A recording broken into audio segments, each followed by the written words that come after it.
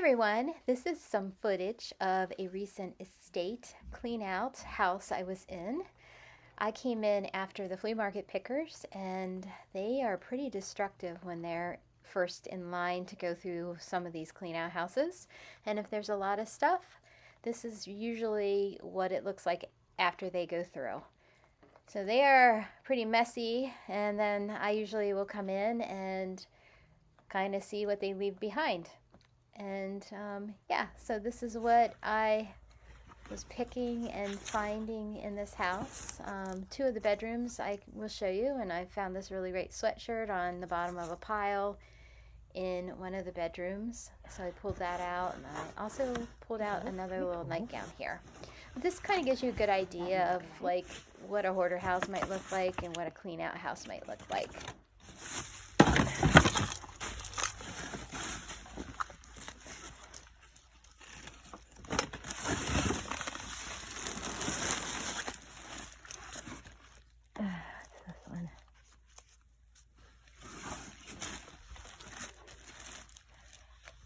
Goose.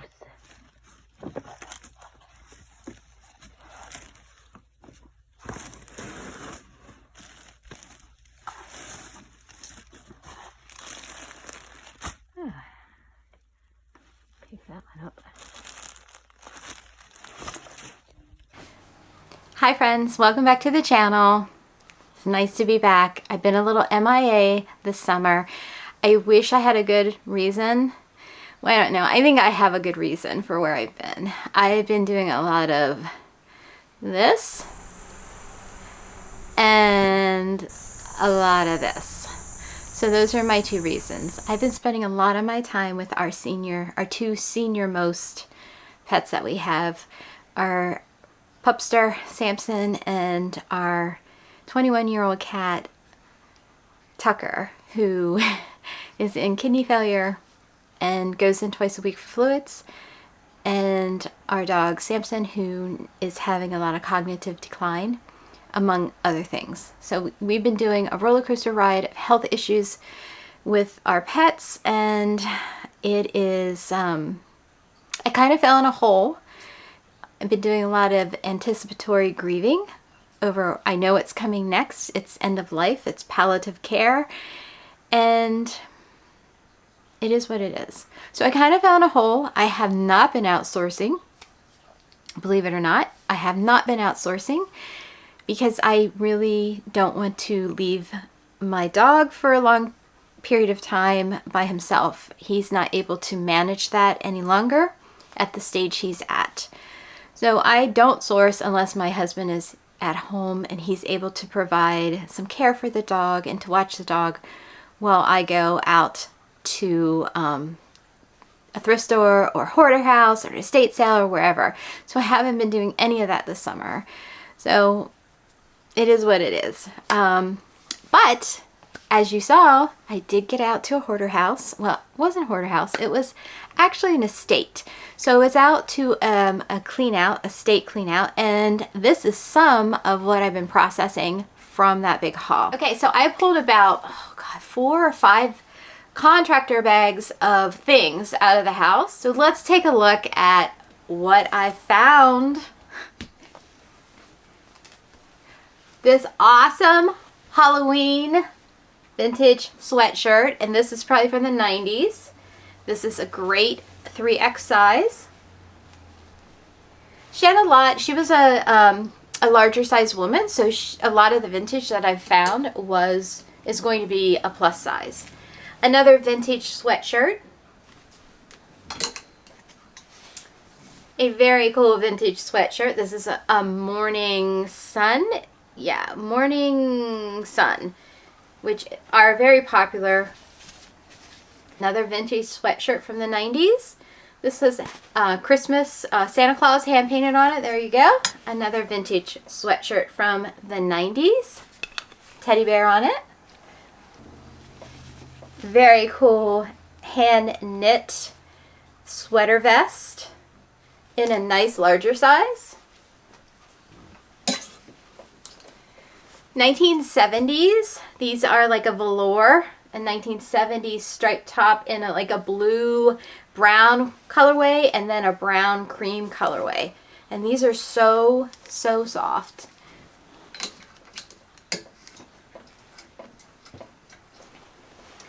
Couple of vintage aprons. I guess they're called, I think they're called cobbler aprons. I think that's what they're called. It's been a while since I found them and I kind of forget the name exactly. Two vintage shirts. This one is from the 70s. Very cool 70s one. And this one is a, I'm going to say 90s version or maybe a Y2K version. And this one has giraffes in it. It's a very cool safari-like shirt. A 1950s plus size swimsuit. Very nice condition. Doesn't look like it was ever really worn. 1940s or 50s blouse.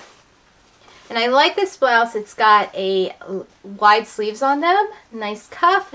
And it is a larger size. Two very neat 1960s dresses. Kind of a ribbed corduroy cotton. Fun little design. And here's another one in a red colorway. So matching set there.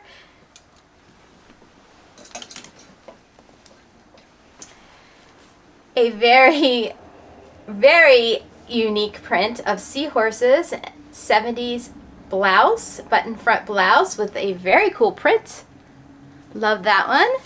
Another 70s blouse, kind of got those butterfly sleeves on it and the pointed front. Fun little 70s blouse. Just a fun print on that one. Actually, it could be also 80s, possibly, maybe 60s. I'm just looking at it now and the color isn't really pointed enough to say 70s, so maybe 60s, possibly 80s. I can't really see the tag on it. The tag's kind of missing, so I'll have to do a little more research on that. A 1960s, this is almost like a tunic button front top, and there are ties on the side. So just a nice little tunic top would look really great with cigarette pants. 1970s shirt. You can see the pointy colors on that one. Here is a model's coat, and this is just a house coat that ladies would wear, probably from the 60s, and they would wear that in the morning. Zipper front, I'm going to say this is a smock top. They would wear this when they were doing housework over top of their clothing. Nice plus size on that. 70s suit. So this one is kind of striped, button front, and then it has the matching pants there. A 70s double knit. This is like, oh, nope, it is button front, but I think the button is missing, so I'm going to have to find some buttons to put on that. But just a little 70s top there. Here is a 70s, actually it's a metal zipper, so it's probably late 60s, early 70s on this, and it's a sleeveless dress and matching jacket set. Another 70s top with front pockets. This kind of reminds me of like a 70s shacket. A little 60s button front dress, and I love the orange color. Whoever this belonged to, liked orange. Really unique piece. This is actually a, let me put my glasses on so I can tell you the label. It's called Night and Day by Georgie Keelan, I believe. I've never heard of these dresses before, but actually this is a sought after style of dress, and I looked it up online. It's almost like a caftan dress, but it's got this really unique kind of pleat to it, accordion pleat, I guess you could say. And there are a lot of these dresses online, and they come in all kinds of very cool prints. So I was really happy that was still there, and I picked that up.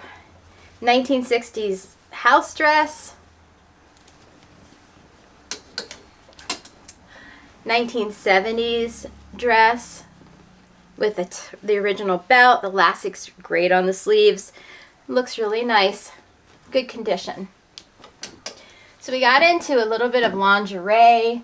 So I pulled out like some of the older lingerie that was in the house, just some slips, a pair of like 60s, I'm going to say you wore under your skirts, like long johns, but they only go down to the calf. Lots of slips, just what I thought were interesting. Some of the stuff I left behind. I like to pick up, and these are shorts, so almost like little tap pants in a way. Another set of little tap pants. Those are probably from 50s or 60s. A very sweet little nightgown that ties in the back. Pair of matching pajamas with a robe.